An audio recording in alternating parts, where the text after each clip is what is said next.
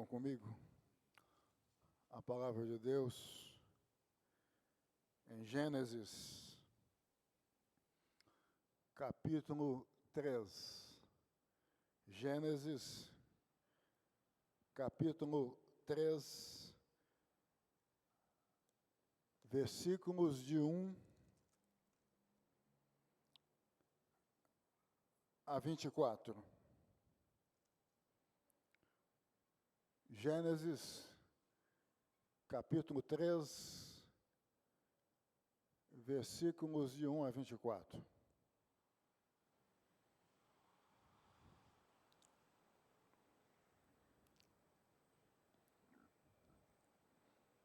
Amém, irmãos e irmãs?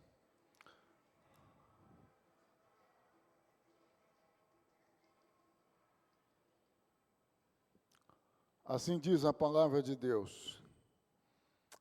A queda do homem. Mas a serpente,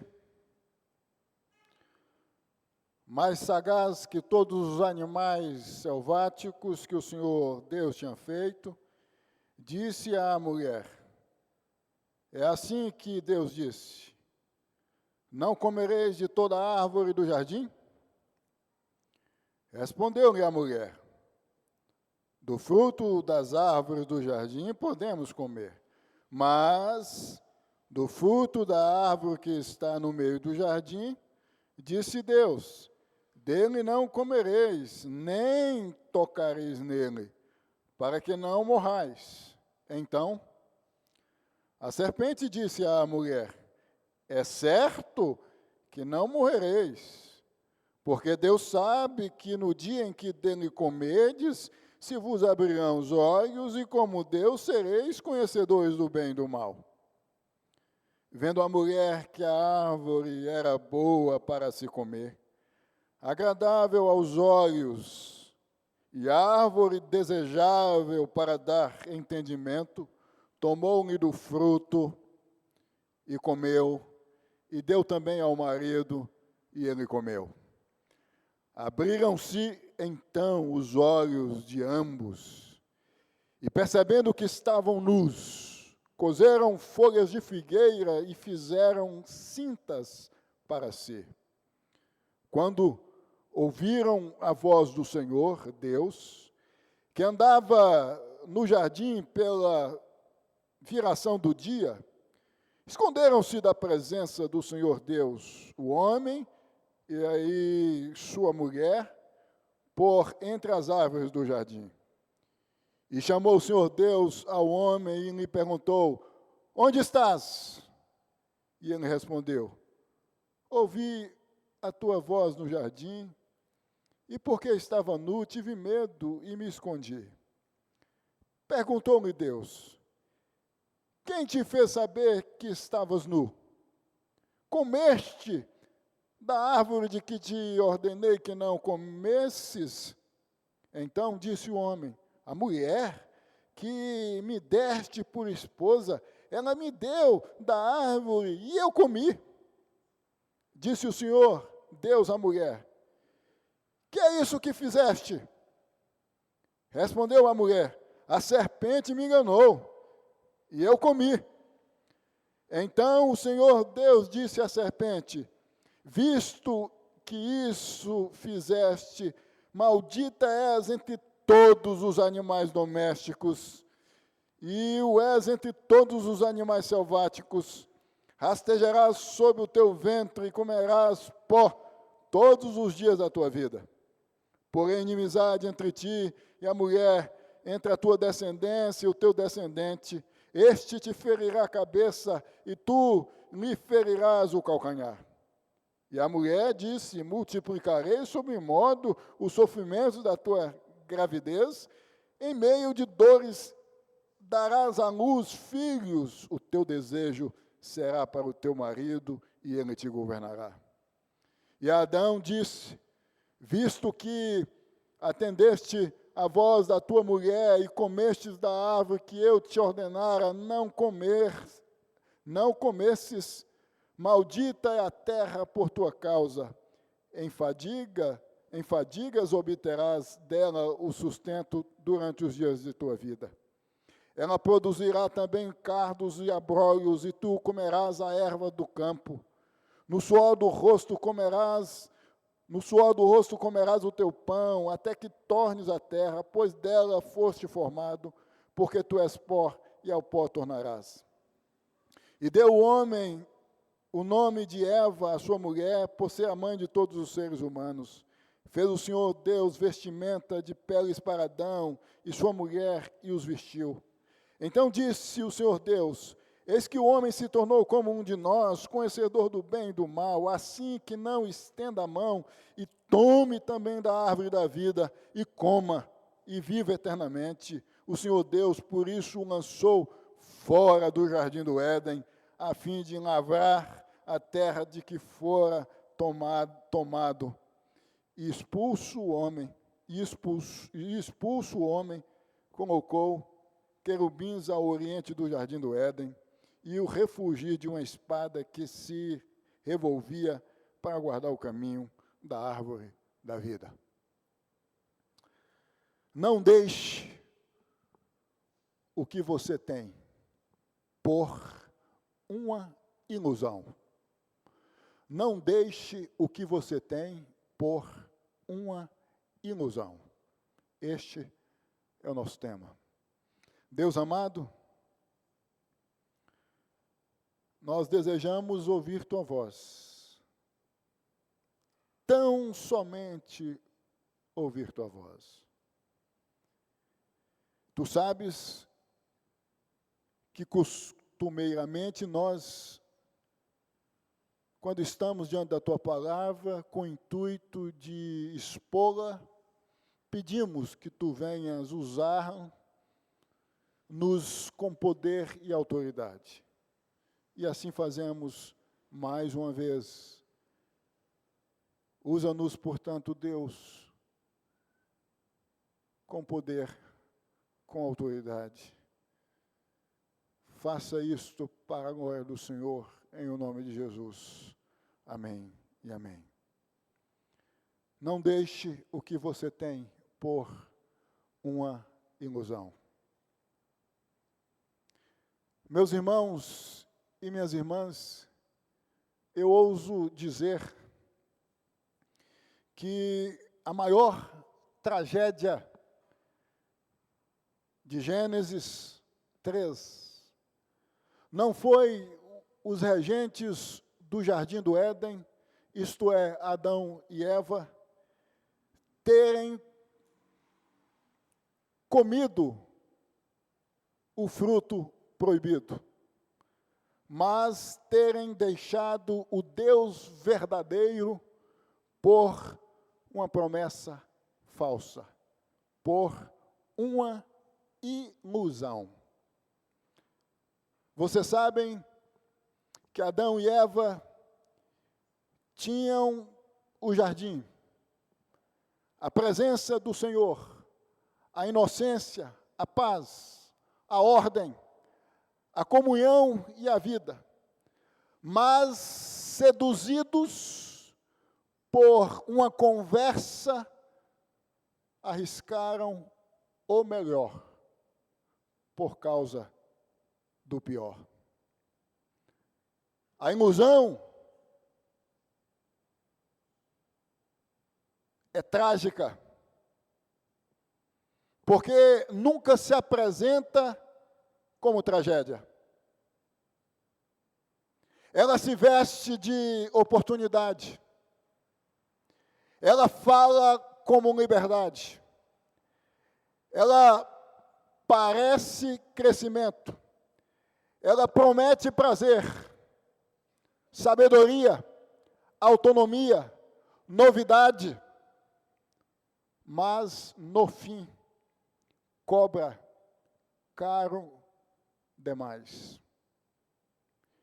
Gênesis 3 é o retrato, é a fotografia de toda queda humana.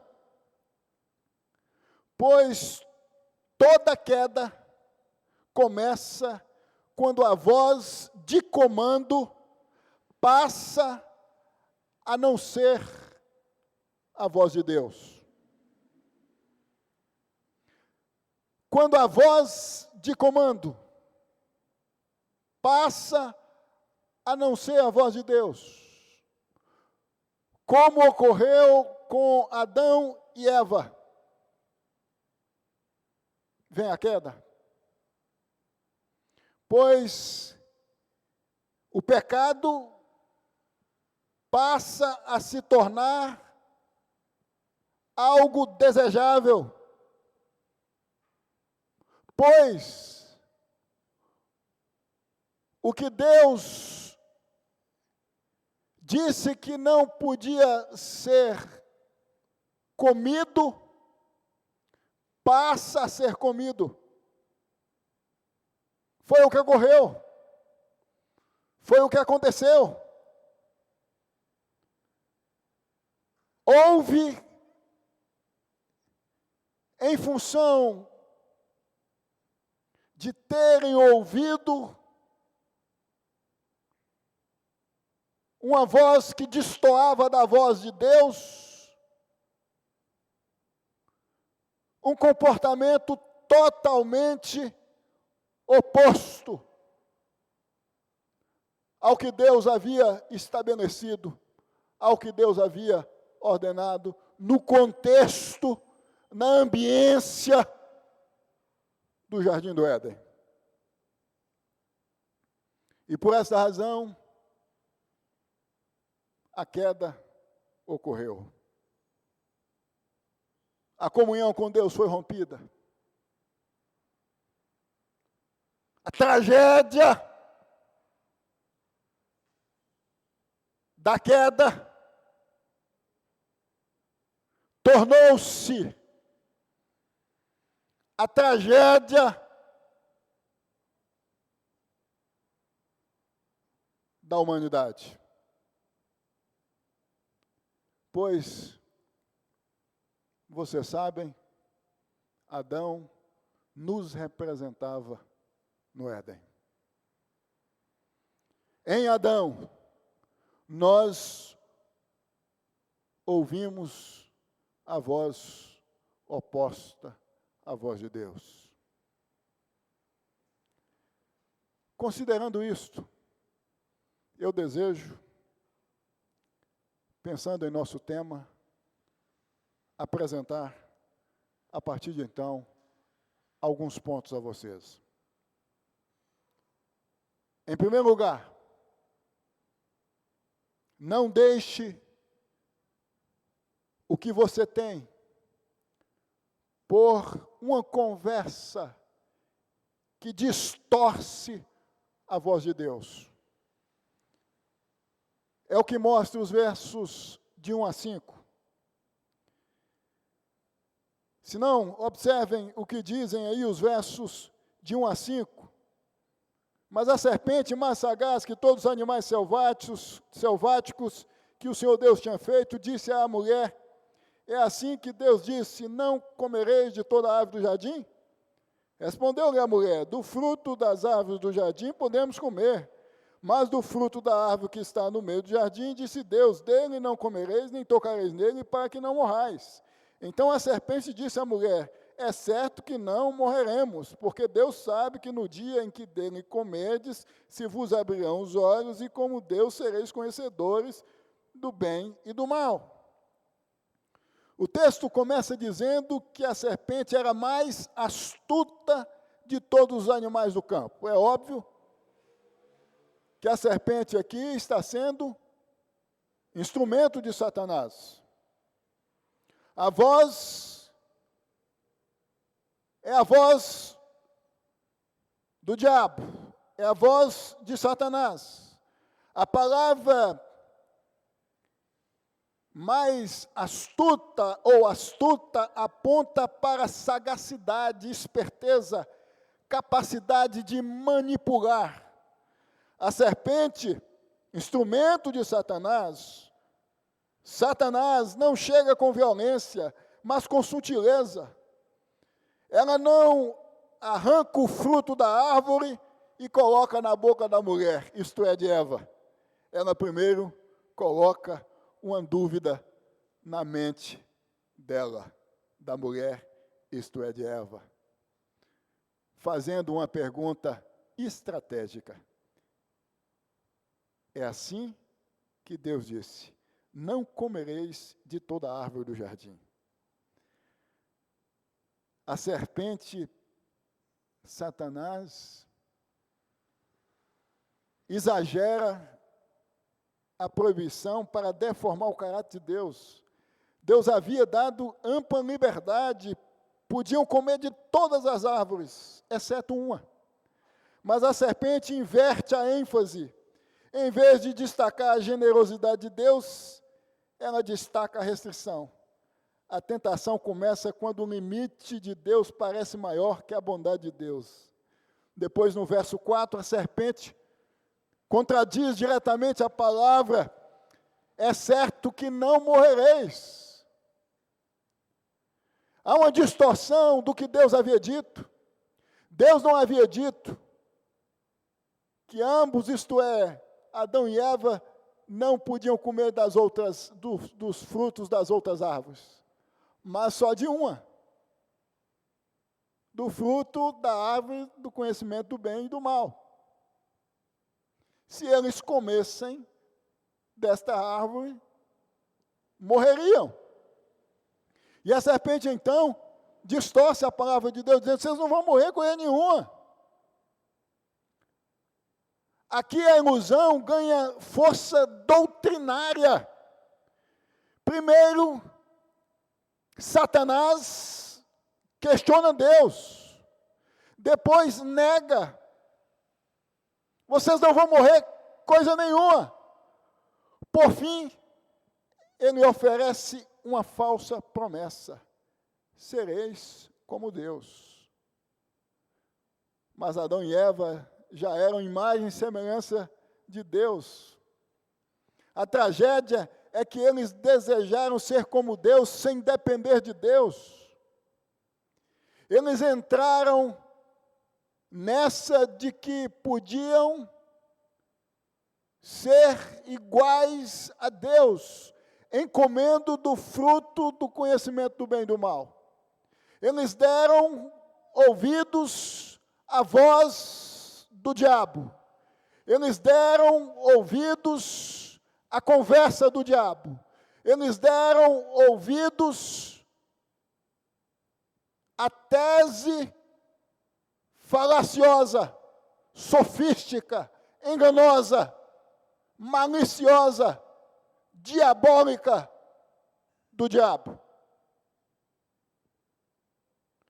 Vocês sabem que muitas quedas começam assim, não com um escândalo, mas com uma conversa. Uma conversa que relativiza a palavra de Deus. Mas não é bem assim. Não é exatamente isto que Deus quer dizer. Não é exatamente isto que está escrito na palavra de Deus. Uma conversa que coloca Deus como exagerado, como radical, como discricionário, como arbitrário.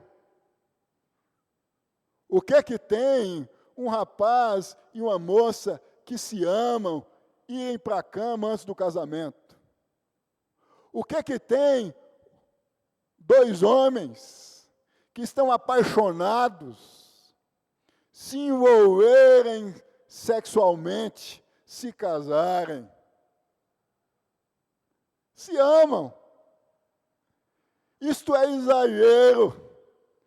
Isto é ser radical. Uma conversa que faz um limite parecer prisão, cárcere privado. Viver desta forma é viver enclausurado ou enclausurada. Viver dessa forma é viver preso. É viver kitnetizado. é viver sem desfrutar dos prazeres do mundo, da carne, é viver em um mundo alheio ao que proporciona de fato satisfação.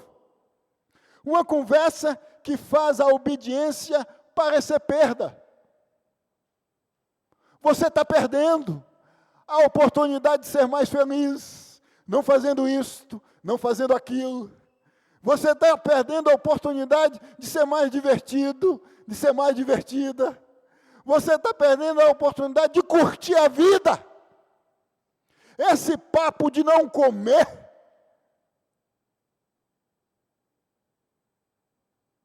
algo é papo de quem quer te encarcerar. Em outras palavras, esse papo de que você não pode fazer determinadas coisas, estando no mundo com tantas e tantas e tantas e tantas árvores, com tantos e tantos e tantos frutos, com tantas e tantas e tantas outras oportunidades, com tantas e tantas e tantas coisas que podem ser usufruídas, que podem ser comidas, aproveitadas, vividas por vocês. É perda de tempo, é jogar a vida num ostracismo. Quantas pessoas caíram e caem porque começaram ouvindo a voz errada. A voz errada diz: você merece ser feliz de outro jeito. A voz errada diz: ninguém vai saber. A voz errada diz: Deus entende. A voz errada diz: isso não é tão grave. A voz errada diz: você está perdendo a vida sendo fiel. Mas toda voz que diminui a seriedade da palavra de Deus e aumenta o encanto do pecado está trabalhando contra a sua alma. Está trabalhando contra o seu casamento. Está trabalhando contra a sua intimidade com Deus. Está trabalhando contra a sua paz de consciência para com a sua vida que você deve ter com Deus. Não deixe um casamento por uma conversa. Não deixe uma família por uma mensagem escondida. Não deixe um ministério, um serviço na igreja por uma admiração perigosa. Não deixe a paz de Deus por uma narrativa que transforma pecado em necessidade emocional. Eu estou tendo a necessidade de viver em outro ambiente, em outro contexto. Eu estou tendo a necessidade de estar em outros braços. Eu estou tendo a necessidade de beijar outra boca. Eu estou tendo a necessidade de ter outro corpo na minha cama. Eu estou tendo a necessidade de ser abraçado por outro corpo. Eu estou tendo a necessidade de ter outra casa. E por isso eu vou aceitar aquele negócio que sujo, desonesto. Não deixe a necessidade emocional, a necessidade financeira, a necessidade econômica, a necessidade relacional tirar você do jardim, tirar você da comunhão com o Pai, tirar você da comunhão com o Pai que proporciona a você, mesmo você vivendo em momentos difíceis, paz, tranquilidade de alma. Em segundo lugar, não deixe o que você tem por uma ilusão que muda seu olhar. Versículo 6. Vendo a mulher que a árvore era boa para se comer, agradável aos olhos e árvore desejável para dar entendimento. Tomou-lhe do fruto e comeu, e deu também ao marido, e ele comeu. O verso 6, no meu entendimento, é o centro psicológico da queda. O texto mostra uma progressão. Primeiro, a mulher ouve, depois vê, depois deseja, depois toma, depois come, depois dá. A tentação entra pelo ouvido, domina a imaginação, altera o olhar, captura o desejo e governa a ação. Daí a razão de ser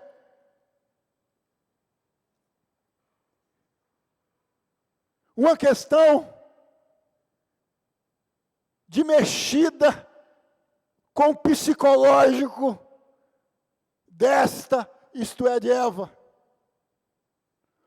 A árvore não havia mudado, mas o olhar, a visão de Eva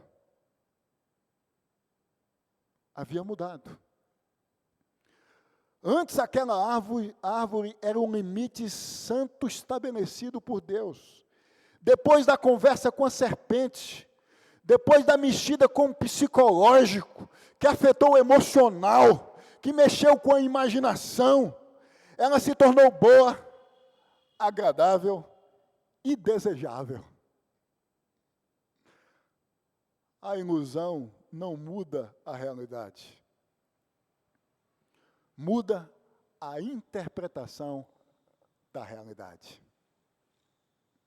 O pecado passa a parecer comida, beleza e sabedoria, mas era morte, vergonha e ruptura.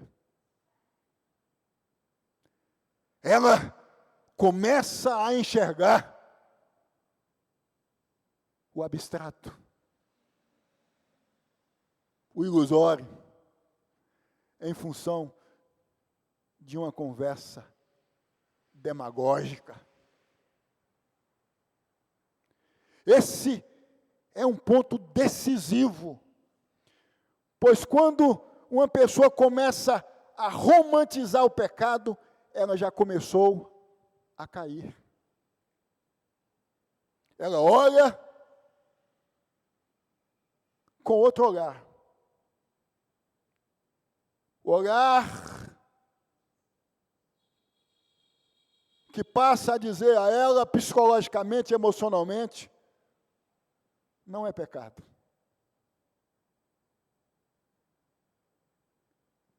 Ficar de conversa no WhatsApp com meu colega de trabalho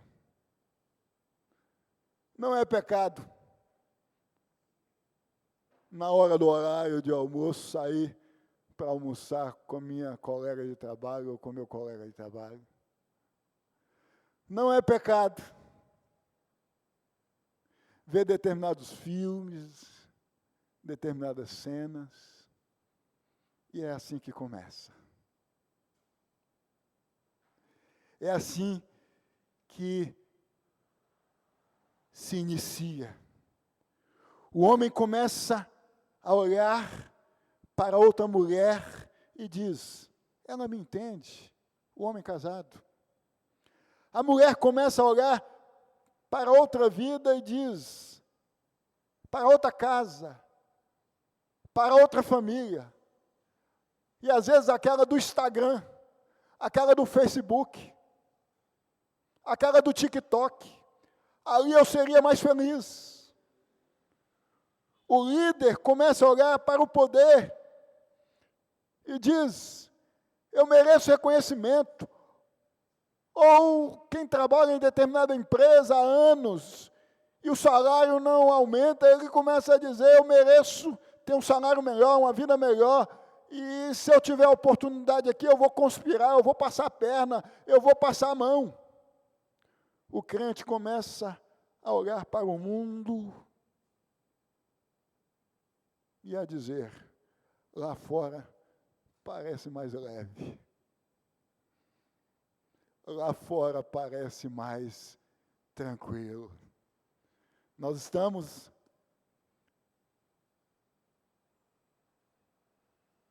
em uma época de Copa do Mundo. E muitos de vocês possuem parentes que não são cristãos, que se reúnem a fim de assistir os jogos, especialmente os jogos da seleção brasileira, com cervejas, com bebidas, com músicas, com zoadas, e de repente, porque sua mãe está ali, você tem que ir, porque seu pai está ali, você tem que ir, para não ficar feio para você. E quando você chega lá, você vê todo mundo rindo, todo mundo bebendo, todo mundo se descontraindo, e você começa a dizer, porque seu psicológico começa a ser afetado. É a ilusão. Esse ambiente é mais leve. Esse ambiente é melhor do que eu estou vivendo hoje. Eu estou vivendo mais dentro de casa. Eu estou vivendo mais na igreja. A minha agenda é a agenda de igreja. A minha vida nos últimos anos tem se restringido à agenda da igreja. As minhas músicas são músicas de igreja. Mas aquele sertanejo que muitas vezes, sem querer, eu ouço, nada contra a música sertaneja, quando eu estou passando em algum lugar que mexe com a minha cabeça, que mexe com o meu coração, é muito melhor. A vida lá fora, de fato, eu cheguei à conclusão, é muito mais leve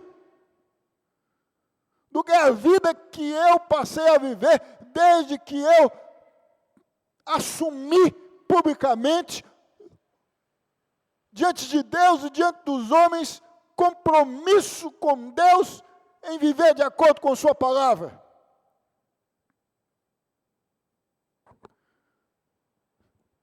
Eu quero te dizer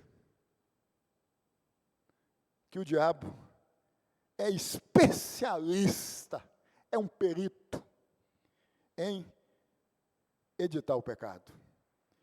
Ele mostra o brilho, mas esconde a consequência.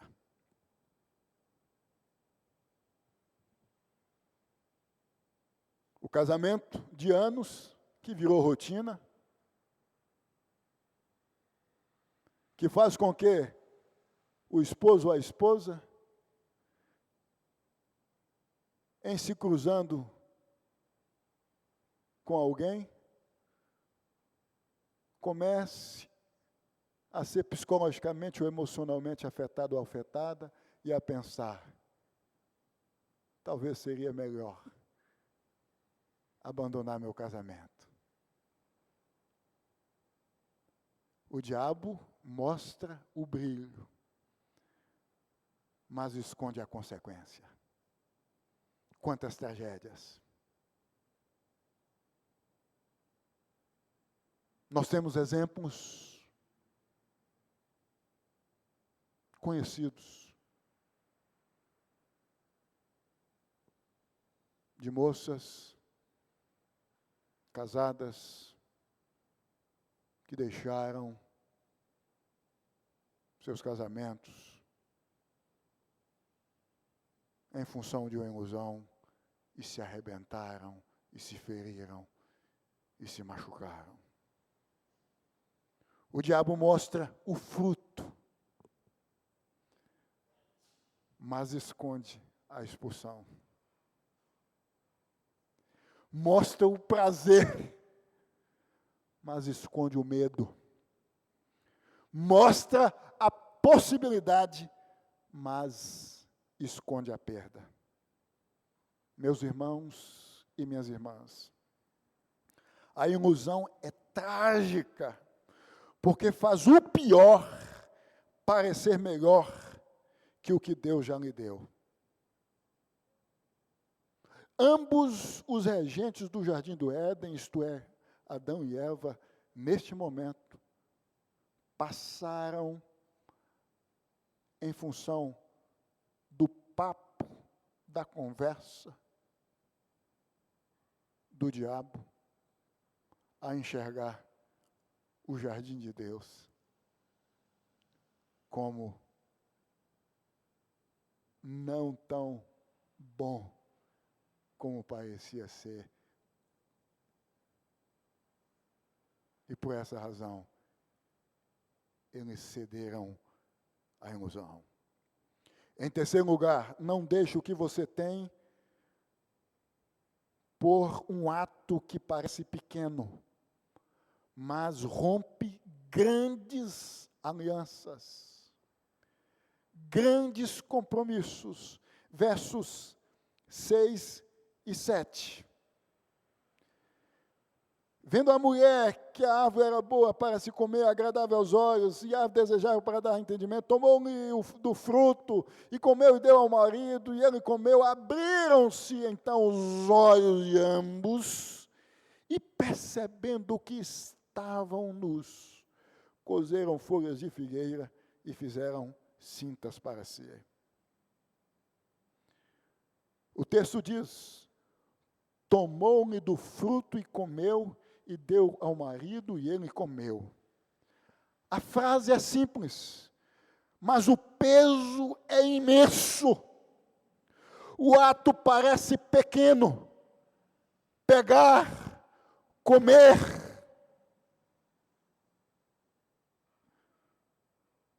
Mas o significado é cósmico. Rebelião contra Deus. O pecado nunca deve ser medido apenas pelo gesto externo, mas por aquele contra quem ele é cometido. Comer o fruto era declarar: eu serei meu próprio Senhor, eu decidirei o bem e o mal, eu não preciso me submeter à palavra de Deus, eu não preciso mais de Deus na minha vida. Quando você resolve viver ouvindo a voz do seu coração, ouvindo a voz da sua cabeça, em função da visão ilusória, distorcida, que você passou a ter da vida, você passa a viver distante da vontade de Deus. Então, o verso 7 diz a consequência desse ato. Abriram-se os olhos de ambos, e percebendo que estavam nus, cozeram folhas de figueira. Eles esperavam iluminação, mas receberam vergonha. Esperavam grandeza, mas descobriram nudez. Esperavam liberdade, mas encontraram culpa. Quantas pessoas, quando entram nessa,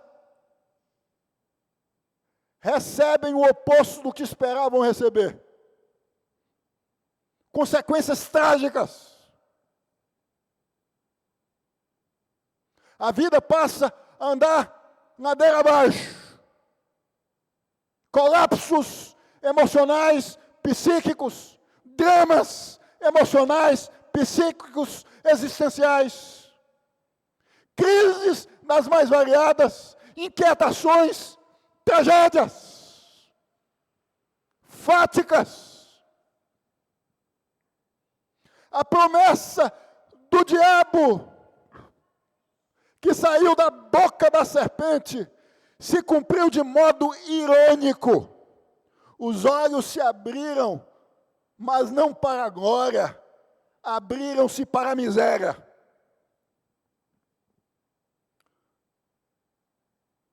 É o caso da moça que cai na lábia de um salafrário, se entrega, se engravida e depois é deixada. É o caso do homem que sai de casa, deixa seus filhos, deixa sua esposa e se entrega ao mundo e se arrebenta. É o caso de alguém que se ajunta com corruptos para fazer coisas erradas e se arrebenta, se tornando um criminoso, um carcerário, um prisioneiro. Há pecados, meus irmãos, que parecem pequenos na mão, mas são enormes na alma. Uma assinatura, uma mensagenzinha via WhatsApp, via direct, um encontro, sem compromisso, um acesso, uma clicada, uma curtida, uma mentira, uma decisão tomada no calor da carência, no calor da necessidade, no impulso. Parece pouco, mas pode romper alianças, compromissos, destruir confiança, ferir filhos, manchar a reputação, secar a alma, trincar a relação. Cuidado com o que parece simples, inofensivo. A ilusão sempre minimiza o primeiro passo. Ela diz, é só uma conversa. Depois é só um encontro. Depois é só uma vez. Depois, agora não tem mais volta. Nada começa da noite para o dia. Começa com um encontro, com dois, com a conversa, com a clicada, com um negócio mal feito, que depois tem que ser escondido, pecado, que vira outro pecado, efeito dominó.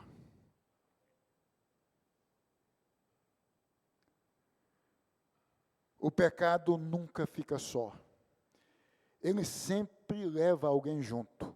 Eva comeu e deu a Adão. Adão comeu e toda a humanidade sentiu o peso da queda. Ninguém peca sozinho. Mesmo quando o pecado é secreto, suas consequências são comunitárias. O pai que pecou contra a mãe, contra a esposa, com certeza vai afetar os filhos. É um efeito dominó. Vira uma bola de neve. Vira algo incontrolável. Em quarto lugar, não deixe o que você tem por uma ilusão que termina em medo e esconderijo. Versos de 8 a 10. Quando ouviram a voz do Senhor, Deus que andava no jardim, pela virada do dia, esconderam-se da presença do Senhor Deus, o homem e sua mulher, por entre as árvores do jardim. E chamou o Senhor Deus ao homem, e lhe perguntou, onde estás? E ele respondeu, ouvi a tua voz no jardim, porque estava nu, tive medo e me escondi. O verso 8 é doloroso. Pois diz, quando ouviram a voz do Senhor, que andava no jardim pela viração do dia, esconderam-se da presença do Senhor Deus. Antes a presença de Deus era prazer, agora é ameaça. A mesma voz que antes significava comunhão, agora desperta medo.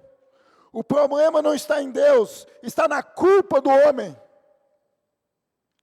Eles fogem. No verso 8, Deus pergunta, onde estás? No verso 9, onde estás? Deus não pergunta porque perdeu informação, porque não sabia onde eles estavam. Pergunta para chamar o homem à consciência. É uma pergunta de confronto e misericórdia. No verso 10, Adão responde, tive medo. Essa é uma das primeiras consequências internas do pecado, medo. O pecado desorganiza a alma. O homem criado para viver diante de Deus, agora tenta viver escondido de Deus. Primeira coisa, é fugir da igreja. É não querer nem ver o rosto do pastor. É sumir. É se esconder. É se ausentar. 90% dos casos de crentes que somem, membros de igrejas, de suas igrejas, tem pecado envolvido. Medo, culpa, esconderijo, distanciamento. Tudo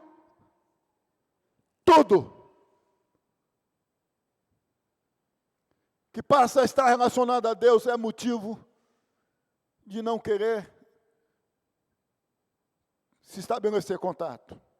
Irmãos e irmãs, toda ilusão começa dizendo você será livre, mas termina produzindo esconderijo. A pessoa começa a esconder o celular, depois conversas, não é assim? Depois esconde gastos. Indivíduo que usou o cartão para fazer aquela coisa errada, ele começa a tentar esconder a fatura, que começou a conversar via WhatsApp com a pessoa errada, começa a pagar, depois esconde a própria vida espiritual. Quando algo precisa ser escondido para continuar existindo, provavelmente já não vem da luz. O pecado cria uma vida dupla. Por fora, folhas de figueira. Por dentro, medo. Por fora, aparência. Por dentro, culpa. Por fora, normalidade. Por dentro, fuga. Mas Deus ainda pergunta, onde estás? Essa pergunta é graça. Deus procura o homem caído não porque desconhece seu esconderijo, mas porque deseja trazê-lo de volta à verdade. Por dentro está tudo errado, a cabeça sabe, a alma sabe, a interioridade sabe por onde andou, por onde esteve, em que cama estava, por onde estava naquele dia, onde cruzou, com quem esteve, por quem passou em sua vida, com quem conversou via telefone, quando usou o telefone, e tenta esconder, tenta passar normalidade, tenta passar uma vida que está tudo bem, são as folhas de figueiras tentando esconder o que está dentro da alma, do coração, o sujo, mas Deus sabe o que está aí nesse esconderijo. E Ele continua perguntando onde estás. Volte, mude de vida, saia desta. Não adianta, folhas de figueira. eu vejo além das folhas de figueira. Eu sei o que aconteceu. Eu sei o que está acontecendo.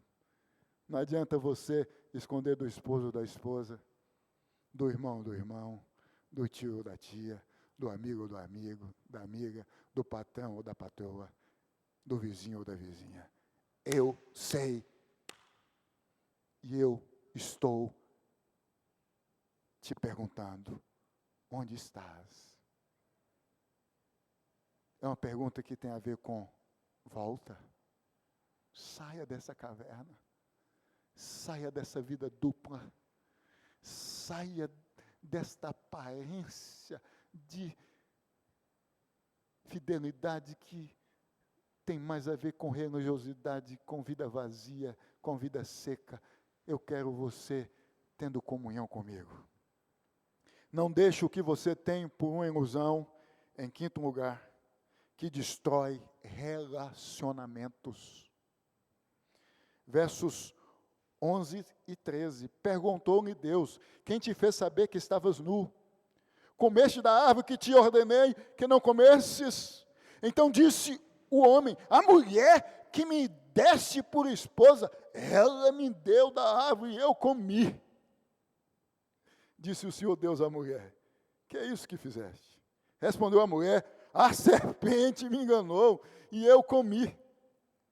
Quando Deus confronta Adão, ele responde, a mulher que me deste por esposa, ela me deu da árvore e eu comi. Adão culpa a mulher e indiretamente culpa Deus. A mulher que me deste. Se essa mulher não tivesse surgido na minha vida, se essa mulher não tivesse surgido no jardim, se essa mulher não tivesse se tornado minha esposa, eu estava de boa com o Senhor. Nada disso tinha acontecido. A culpa é dela, mas indiretamente do Senhor que me deu. Quantas vezes, meus irmãos, a gente diz o seguinte, Deus, eu pequei porque o Senhor deixou, porque eu te pedi várias e várias vezes que não deixaste, que não permitisse, mas aí eu pequei, e significa que o Senhor não fez nada para que eu não pecasse. Esse é o discurso de Adão, querendo não assumir a sua responsabilidade de cabeça, de representante federal, é individual, a responsabilidade é sua, Adão. Você podia ter dito a Eva, não, eu não vou comer. A voz que eu escuto não é a sua, é a voz de Deus. Quantas esposas estão dizendo o seguinte, eu fiz o que fiz por causa do meu esposo. Quantos esposos estão dizendo o seguinte, eu fiz o que fiz por causa da minha esposa. Quantos filhos estão dizendo, eu fiz o que fiz por causa do meu pai, eu fiz o que fiz por causa do meu amigo, eu fiz o que fiz por causa do meu irmão, eu fiz o que fiz por causa do presbítero, por causa do pastor que caiu. Isso é conversa de quem não tem a consciência de que a responsabilidade para com a aliança, para com o compromisso com Deus é individual. A queda rompe a comunhão vertical com Deus e a comunhão horizontal com o próximo. Começa o conflito. Ninguém quer assumir a culpa. A mulher, por sua vez, diz, a serpente me enganou e eu comi. O pecado introduz a cultura da transferência de culpa. Ninguém assume plenamente, todos se justificam. Eu fiz isso, como acabei de dizer, por causa disso. É bater no peito e dizer, eu fiz porque eu sou pecador e eu preciso de Deus na minha vida. Eu preciso tomar vergonha na cara e mudar de vida. Eu preciso parar de beber. Eu preciso parar de trair minha esposa. Eu preciso parar de mentir. Eu preciso sair dessa vida de pecados. Não tem a ver com o contexto, não tem a ver com o ambiente, tem a ver com o caráter, tem a ver com compromisso firmado com Deus, com o caráter que está firmado na palavra de Deus e não nas influências externas oriundas dos contextos que nós transitamos pela vida. Antes da queda Adão havia dito, esta é osso dos meus ossos e carne da minha carne. Depois da queda ele diz, a mulher que me deste. Antes era carne da carne, unha da unha, osso do osso. Agora é a mulher que me deste. A ilusão não destrói apenas quem peca, ela destrói a forma como a pessoa passa a se relacionar. Depois da queda vem a acusação, depois da mentira vem a defesa, depois da infidelidade vem a culpa jogada no outro, depois da desobediência vem a tentativa de responsabilizar circunstâncias. Eu fiz porque você não me dava atenção, eu caí porque estava carente, eu errei porque ninguém me valorizou, eu pequei porque a vida foi injusta comigo, eu pequei porque meu esposo deixou de ser carinhoso, eu pequei porque meu esposo deixou de me dar flores, eu pequei porque meu esposo deixou de fazer aquele café da manhã no dia dos namorados, eu pequei porque meu esposo nem lembrou de mim no dia dos meus namorados, do dia dos namorados. Eu pequei porque minha esposa não passa mais. Eu pequei porque minha esposa não me dá mais atenção. Eu pequei porque minha esposa deixou de ser aquela esposa que dizia que me amava, e por isso eu fui parar nos braços de outro, e por isso eu fui parar nos braços de outra. Não, você pecou porque você rompeu a aliança com Deus. Você pecou porque você amou mais o prazer, o pecado, do que o compromisso que você fez com Deus. Não terceirize a sua culpa. Pode haver dor, carências e feridas reais, mas dor não santifica pecado. Carência não autoriza rebelião. Ferida não justifica desobediência. O primeiro passo da restauração é parar de terceirizar a culpa. Vocês sabem disso. Que muita gente faz o que faz, especialmente pensando em casamentos, justificando a ausência de alguma coisa por parte de um dos cônjuges. Quem tem compromisso com Deus vai se colocar de joelhos diante de Deus em vendo alguma deficiência e dizer, Deus muda. Transforma.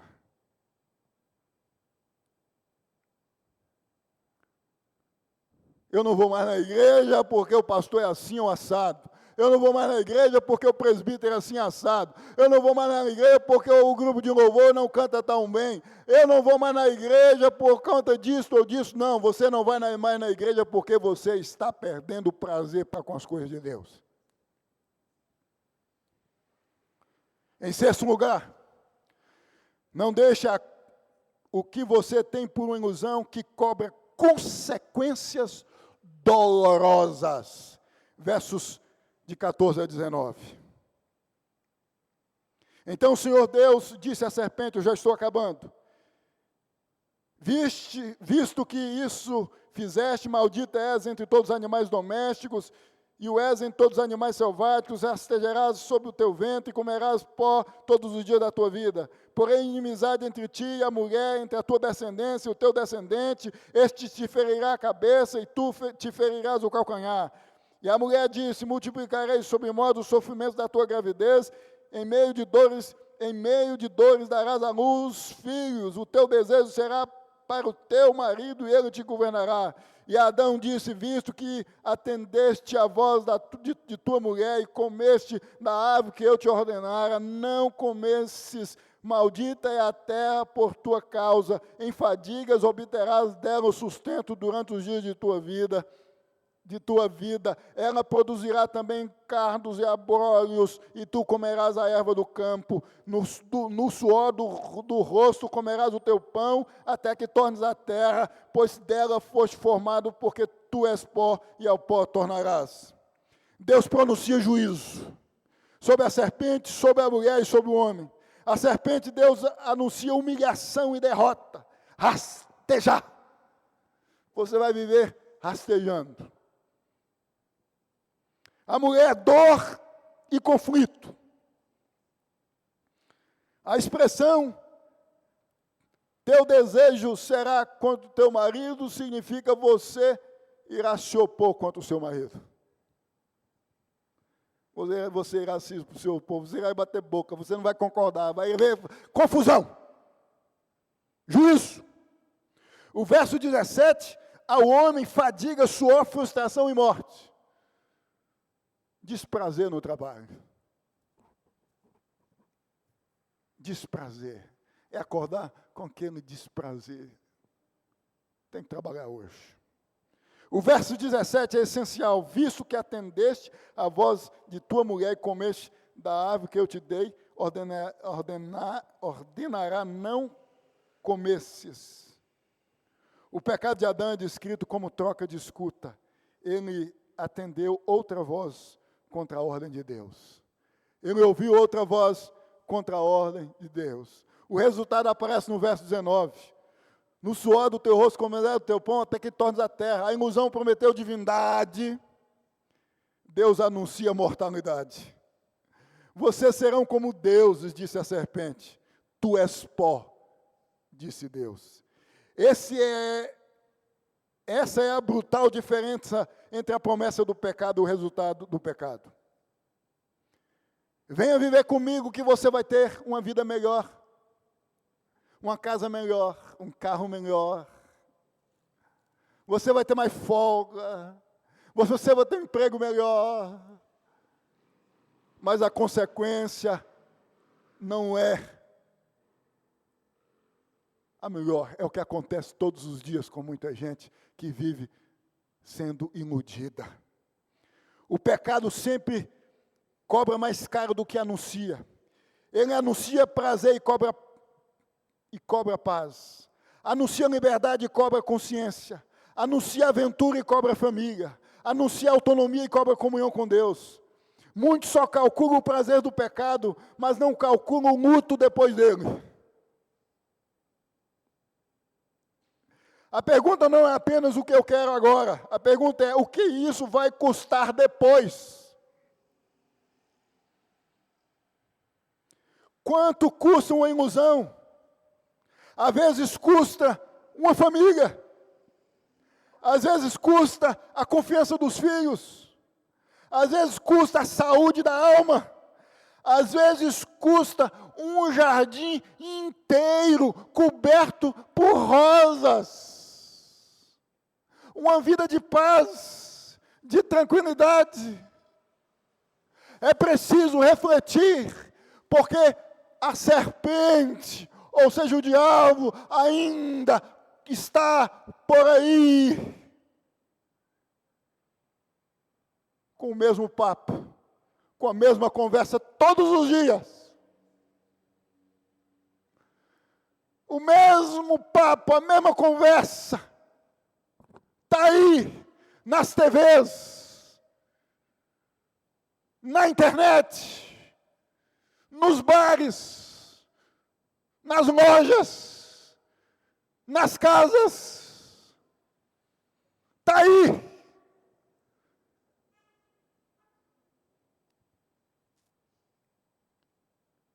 É preciso ter cuidado.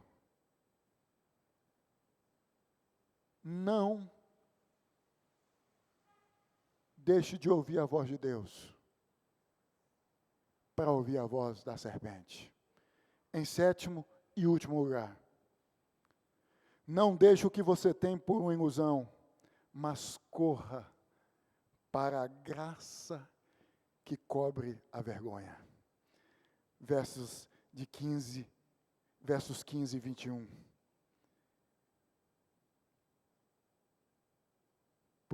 porém inimizade entre ti e a mulher, entre a tua descendência e o seu descendente, este te ferirá a cabeça e tu lhe ferirás o calcanhar. Aqui nós temos a promessa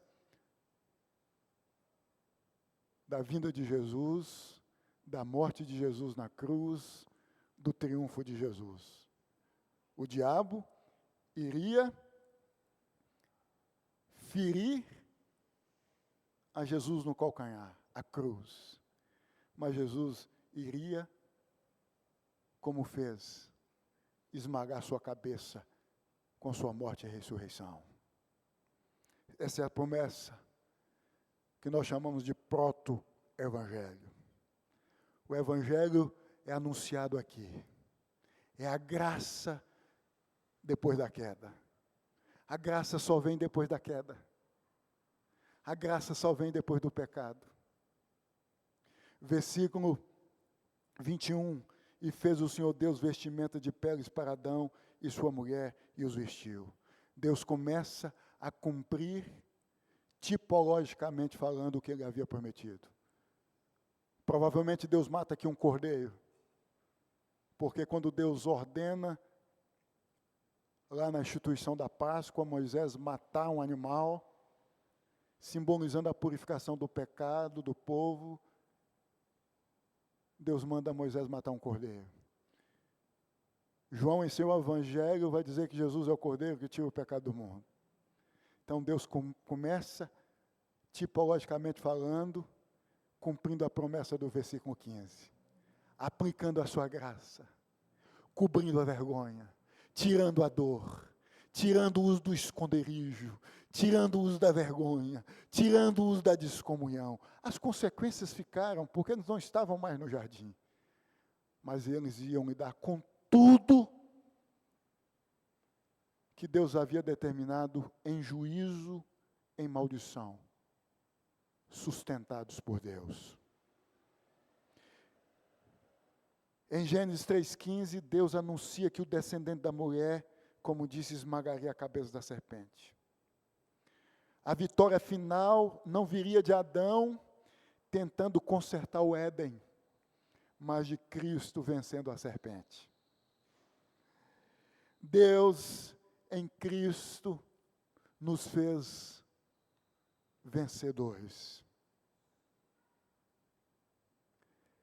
Eles fizeram folhas para tamparem a vergonha. Deus fez vestes. As folhas representam a tentativa humana de cumprir a culpa. São as boas obras. Eu peco aqui, mas dou uma cesta básica ali. Eu traio aqui, mas dou um prato de comida aqui. Eu minto aqui, mas dou R$1 ao menino no sinal, no semáforo. Eu bebo todo final de semana, minto, pinto e bordo, mas na segunda eu dou uma roupa a alguém. São as folhas, as tentativas de aplacar a ira de Deus, de cobrir a culpa.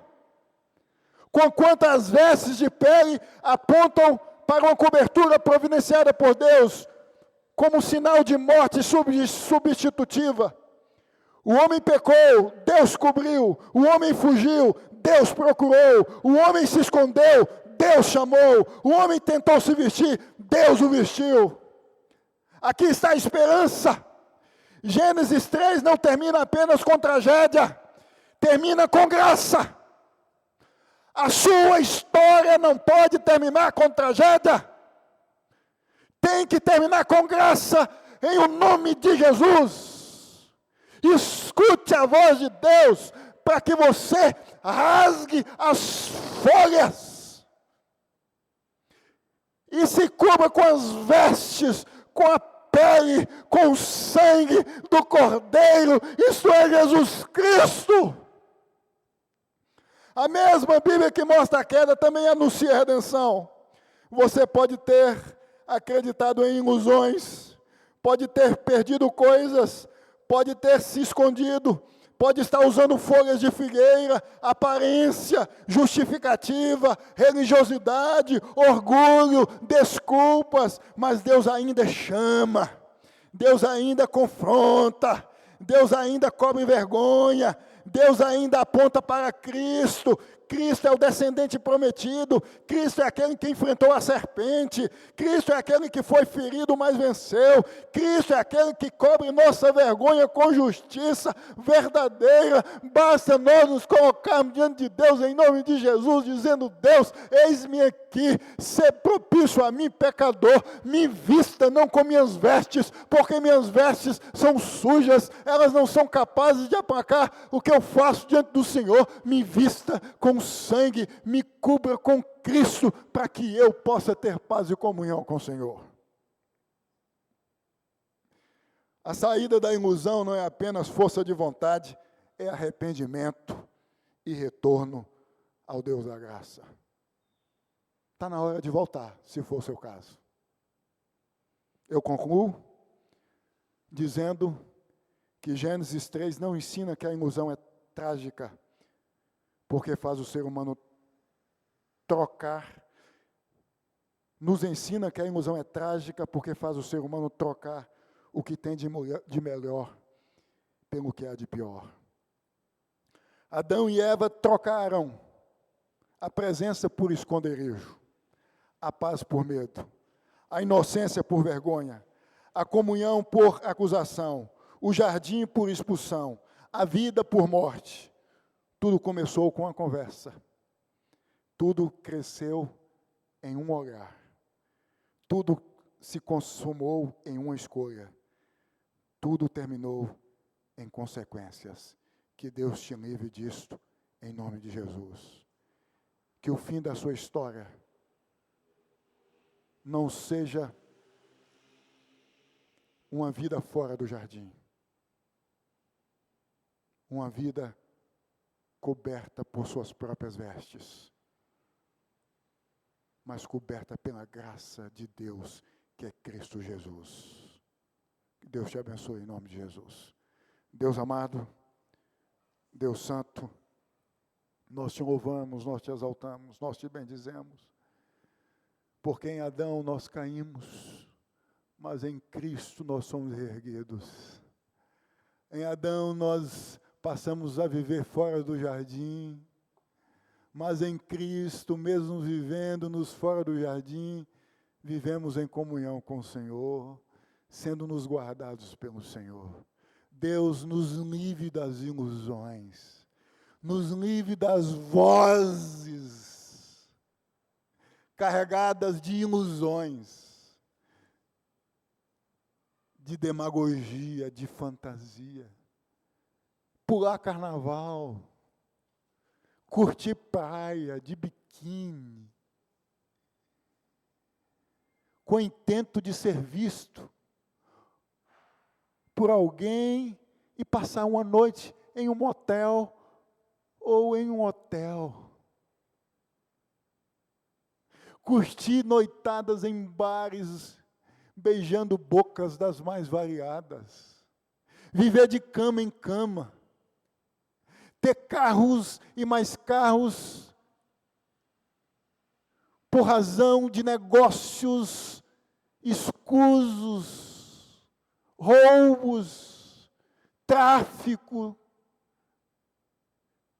passando a perna nos outros, ilusão de que isso terá uma vida melhor, porque as consequências é uma vida fora do jardim, cujo destino é a condenação eterna. Mas mesmo assim, todos esses que ainda estão vivendo nessa vida, o Senhor está perguntando: onde estás? O Senhor quer os alcançar por graça. Que seja com os meus familiares que ainda não conhecem a Jesus. Que seja com os familiares dos que aqui estão, que não conhecem ainda Jesus. Para a glória de Jesus, em nome de Jesus. Que o fim da história deles não seja de fora do jardim, sem o Senhor. mas de cobertos pela graça do Senhor em Cristo Jesus. Amém, amém. Meu irmão e minha irmã,